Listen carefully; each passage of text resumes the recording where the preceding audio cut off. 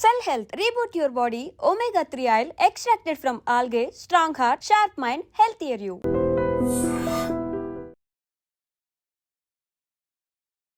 నమస్కారం అండి, నేను డాక్టర్ ప్రదీప్ వజ్జా, భాస్కర హాస్పిటల్.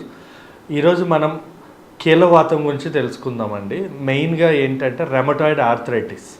ఈ రెమటాయిడ్ ఆర్థరైటిస్ అనేది దీర్ఘకాలిక కీళ్ళవాతం, అందుకే ఇది చాలా ఇంపార్టెంట్. దీనికి ట్రీట్మెంట్, ఈ కీళ్ళవాతం ఏదైతే ఉందో దీనికి ట్రీట్మెంట్ లైఫ్ లాంగ్ తీసుకోవాల్సి ఉంటుంది.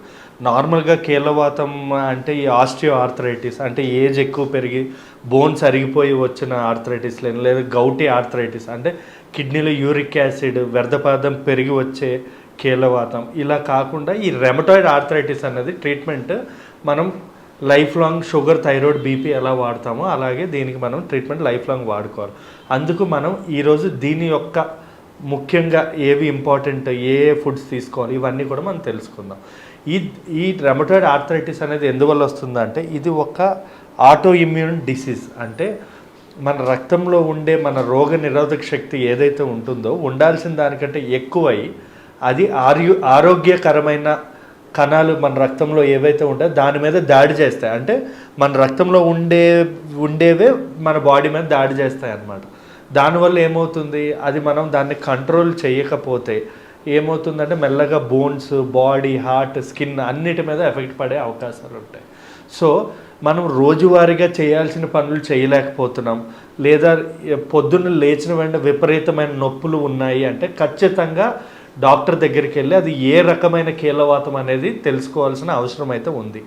ఈ రెమటాయిడ్ ఆర్థరైటిస్ అనేది ఎక్కువగా ఎవరిలో వస్తుందంటే స్థూలకాయం, ఎక్కువగా లావుగా ఉండేవాళ్ళు, లేదా స్మోకింగ్, డ్రింకింగ్ అలవాట్లు ఉండేవాళ్ళు, స్ట్రెస్, లేదా ఆడవారిలోని, లేదా వయసు 50 సంవత్సరాలు పైబడిన వాళ్ళు, వీళ్ళలో ఎక్కువగా ఈ కీళ్ళవాతం అనేది వచ్చే అవకాశాలు ఉంటాయండి.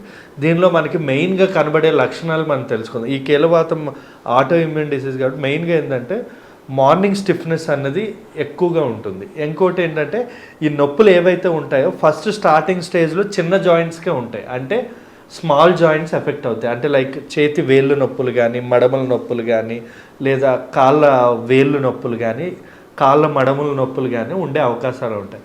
దీన్ని మనం ట్రీట్మెంట్ ఇవ్వకపోతే మెల్లమెల్లగా ఏమవుతుంది అంటే ఈ మడం నుంచి ఈ మడం అంటే ఎల్బోస్ పెయిన్, లేదా షోల్డర్ పెయిన్, లేదా మోకాలు నొప్పులు, లేదా మన హిప్ జాయింట్ పెయిన్, ఇలాంటి అంటే పెద్ద జాయింట్స్ కూడా నొప్పి అనేది స్ప్రెడ్ అయ్యే అవకాశం ఉంటుంది.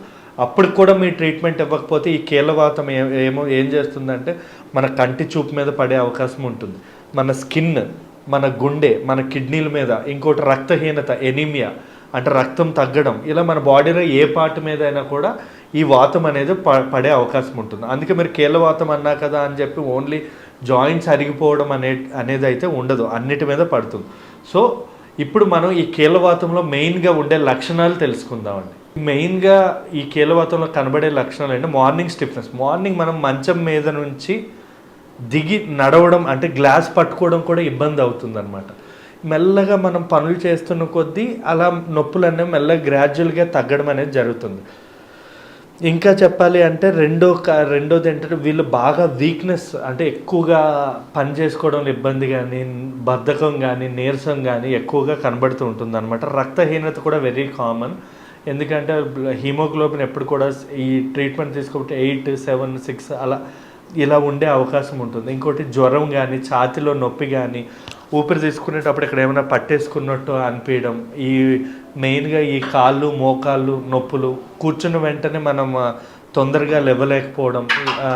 కొన్ని సందర్భాల్లో ఏంటంటే ఈ కీళ్ళవాతం, ఈ రెమటాయిడ్ ఆర్థరైటిస్ గోళ్ళు, ఎముకలే కాకుండా స్కిన్ కూడా ఎఫెక్ట్ అవుతుంది. అంటే స్కిన్ మీద ఎగ్జిమాస్ అంటే దురదల్లా రావడం, ప్యాచెస్ అంటే రఫ్ అవ్వడం, ఇలాంటివన్నీ కూడా మనకు కనబడే అవకాశం ఉంటుంది. దీన్ని మనం ట్రీట్మెంట్ అంటే ఇన్వెస్టిగేషన్స్ అంటే లక్షణాలు బట్టి మనం కొన్ని ఎక్స్రేస్ కానీ, ఎంఆర్ఐ, సిఆర్పి, అనా ప్రొఫైల్, ఆర్ఎఫ్ ఫ్యాక్టర్ అంటారు, అంటే రెమటాయిడ్ ఆర్థరైటిస్ టెస్ట్, ఇలాంటివన్నీ కూడా టెస్టుల్లో మనకు తెలిసిపోతుంది ఇది ఏమైనా దీర్ఘకాలిక కీళ్ళవాతమా, లేదా యూరిక్ యాసిడ్ వల్లనో, లేదా అప్పుడప్పుడు జ్వరాల వల్ల వైరల్ కీళ్ళవాతం అంటాం, అంటే వైరల్ ఆర్థరైటిస్ అంటే చికెన్ గున్యా వల్ల కానీ వచ్చే అవకాశాలు ఉంటాయి. ఇవన్నీ కూడా రక్త పరీక్షలో మనకు తెలిసి దేనికి తగ్గట్టు దాని ట్రీట్మెంట్ అనేది తీసుకోవాల్సి ఉంటుంది. దీనికి ట్రీట్మెంట్ చాలా మటుకు స్టెరాయిడ్స్ అని, లేదా కొన్ని రకమైన ఇమ్యూన్ సప్రెసివ్ డ్రగ్స్ అనేవి వాడడం అనేది జరుగుతుంది. ఇది మనం తగ్గించుకోవాలంటే తీసుకోవాల్సిన జాగ్రత్తలు ఏంటంటే రెస్ట్ అంతా తీసుకుంటే మనకి రికవరీ అంత బాగా ఉంటుంది. నెంబర్ 1. నెంబర్ 2 ఏంటంటే స్ట్రెస్ తగ్గించుకోవాలి. ఎందుకంటే స్ట్రెస్ వల్ల స్ట్రెస్ హార్మోన్స్ పెరిగి కార్టిజోల్ పెరిగి ఈ వాతం అనేది డబుల్ అయ్యే అవకాశం ఉంటుంది. రెండోది ఏంటంటే ఫిజియోథెరపీ కానీ ఆక్యుపంక్చర్ కానీ పొద్దున్న లేచిన వాడిని యోగా అంటే స్ట్రెచ్చింగ్ ఎక్సర్సైజెస్ ఉంటాయి, అంటే యోగా టైప్ ఆఫ్ ఎక్సర్సైజెస్ చాలా మంచిదండి. దీనివల్ల మనం 50% తగ్గించవచ్చు.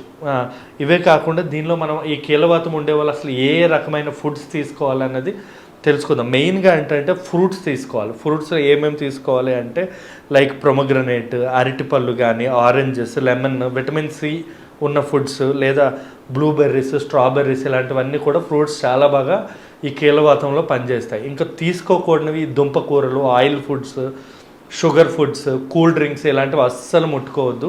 స్మోకింగ్, డ్రింకింగ్ కంప్లీట్ అవాయిడ్ చేయడం మంచిది. నెంబర్ 3 ఫిష్ కూడా చాలా మంచిది. ఎందుకంటే ఒమేగా-3 ఫ్యాటీ యాసిడ్స్ ఉంటాయి. లైక్ టూనా ఫిష్ కానీ, సాల్మన్నా ఫిష్ కానీ వీటిలో ఏంటంటే ఈ ఒమేగా-3 ఫ్యాటీ యాసిడ్స్ వల్ల జాయింట్లో గుజ్జు అనేది వచ్చే అవకాశాలు ఉంటాయి.